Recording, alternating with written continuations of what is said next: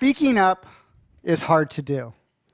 I understood the true meaning of this phrase exactly 1 month ago when my wife and I became new parents. And it was an amazing moment. It was exhilarating and elating, but it was also scary and terrifying. And it got particularly terrifying when we got home from the hospital. And we were unsure whether our little baby boy was getting enough nutrients from breastfeeding. And we wanted to call our pediatrician, but we also didn't want to make a bad first impression or come across as a crazy neurotic parent. So we worried and we waited. When we got to the doctor's office the next day, she immediately gave him formula because he was pretty dehydrated. Now, our son is fine now, and our doctor has reassured us we can always contact her. But in that moment, I should have spoken up, but I didn't. But sometimes we speak up when we shouldn't.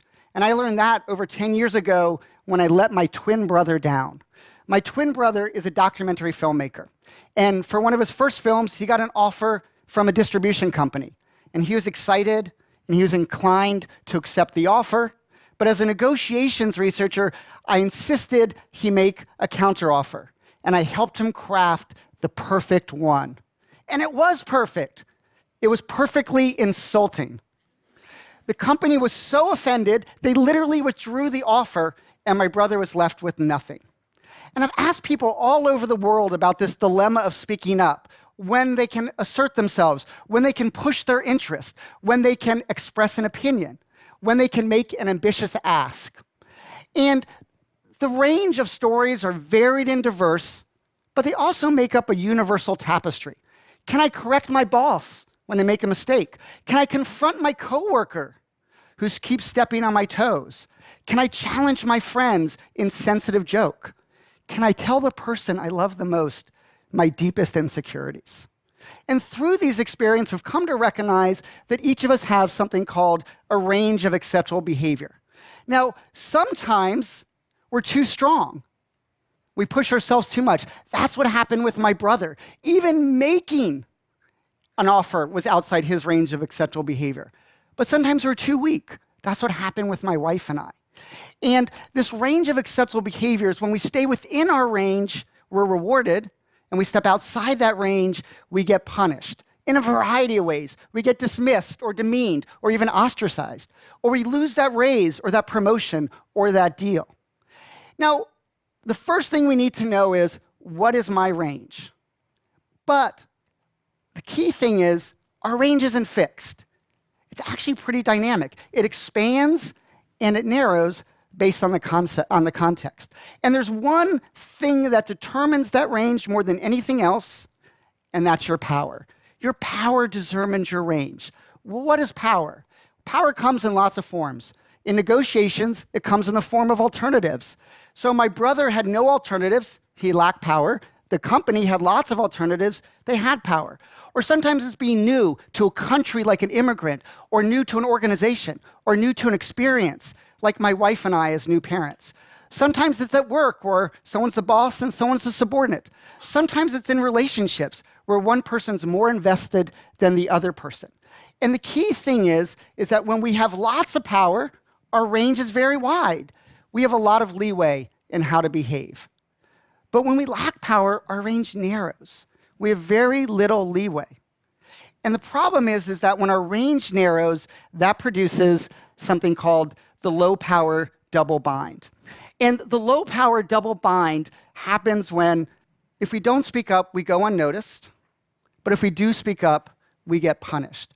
Now, many of you have heard the phrase the double bind and connected it with one thing, and that's gender. The gender double bind is women who don't speak up go unnoticed, and women who do speak up get punished. And the key thing is that women have the same need as men to speak up, but they have barriers to doing so. But what my research has shown over the last 2 decades is that what looks like a gender difference, it's not really a gender double bind, it's really a low power double bind. And what looks like a gender difference are really often just power differences in disguise. Oftentimes we see a difference between a man and a woman or men and women, and we think biological cause. There's something fundamentally different about the sexes. But in study after study, I found that a better explanation for many sex differences is really power. And so it's the low power double bind. And the low power double bind means that we have a narrow range and we lack power. We have a narrow range and our double bind is very large. So we need to find ways to expand our range. And over the last couple of decades, my colleagues and I have found two things really matter. The first, you seem powerful in your own eyes. The second, you seem powerful in the eyes of others. When I feel powerful, I feel confident, not fearful. I expand my own range. When other people see me as powerful, they grant me a wider range. So we need tools to expand our range of acceptable behavior. And I'm going to give you a set of tools today. Now, speaking up is risky, but these tools will lower your risk of speaking up. So the first tool I'm going to give you got discovered in negotiations, and an important finding. On average, women make less ambitious offers and get worse outcomes than men at the bargaining table. But Hannah Bowles and Emily Monotula have discovered there's one situation where women get the same outcomes as men and are just as ambitious. That's when they advocate for others. And when they advocate for others, they discover their own range and expand it in their own mind. They become more assertive. Now, this is sometimes called the mama bear effect. Like a mama bear defending her cubs, when we advocate for others, we can discover our own voice. But sometimes we have to advocate for ourselves. How do we do that? And one of the most important tools we have to advocate for ourselves is something called perspective taking. And perspective taking is really simple. It's simply looking at the world through the eyes of another person. And it's one of the most important tools we have to expand our range. When I take your perspective and I think about what you really want, you're more likely to give me what I really want. But here's the problem. Perspective taking is hard to do. So let's do a little experiment. I want you all to hold your hand just like this, your finger, put it up, and I want you to draw a capital letter E on your forehead as quickly as possible. Okay, it turns out that we can draw this E in one of two ways, and this was originally designed as a test of perspective taking. I'm going to show you two pictures of someone with an E on their forehead, my former student, Erica Hall. And you can see over here, that's the correct E.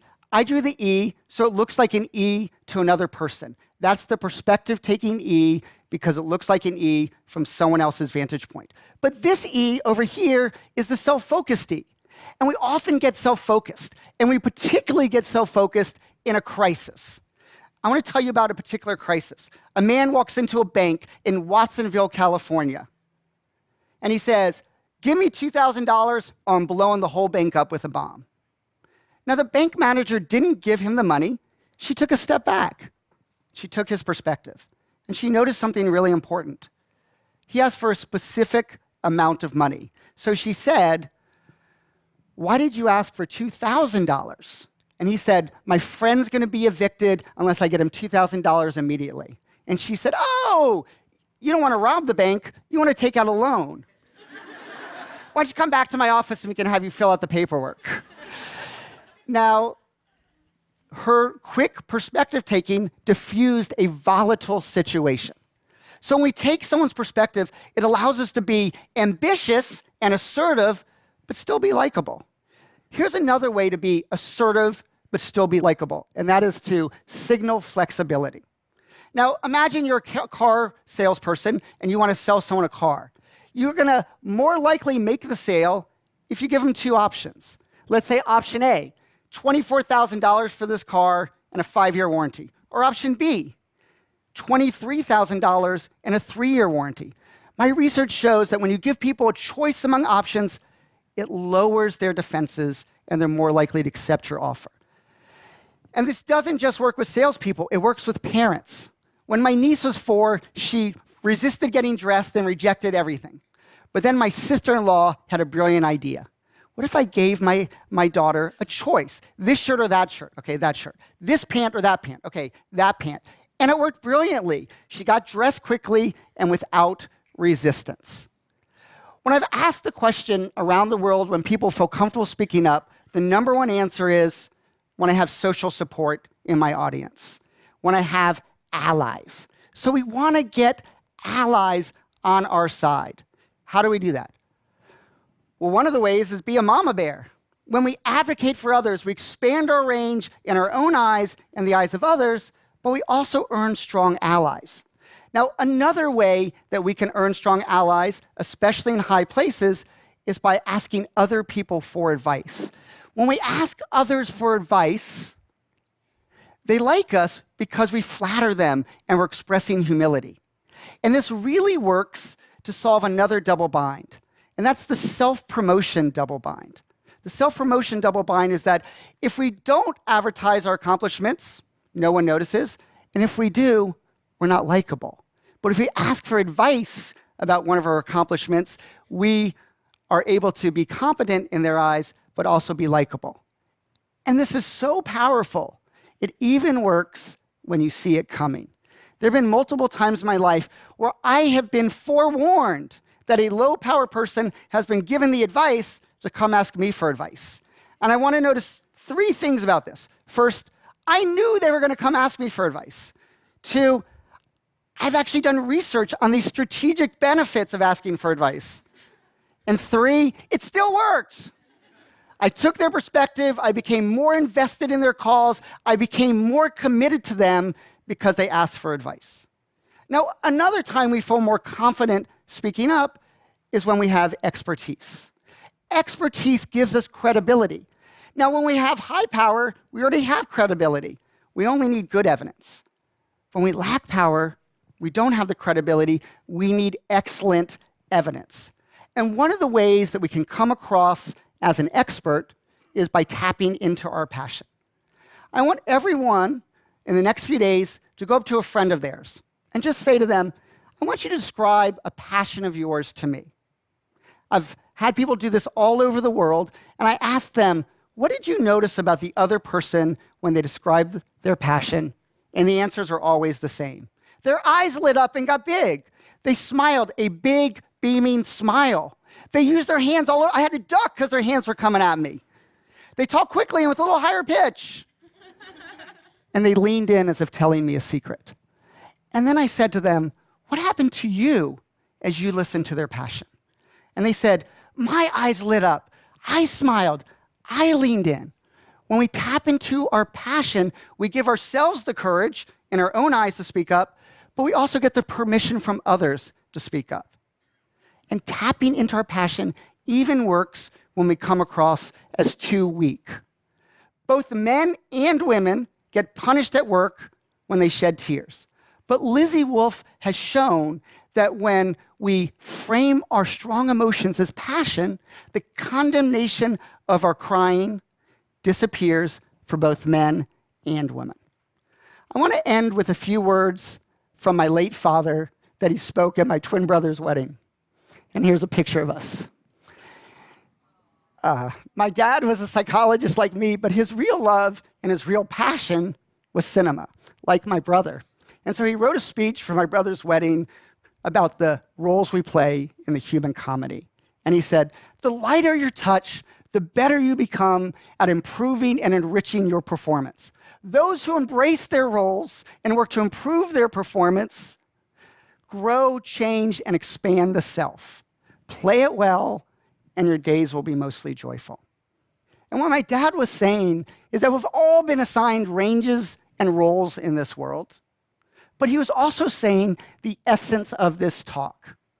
Those roles and ranges are constantly expanding and evolving. So when a scene calls for it, be a ferocious mama bear and a humble advice seeker.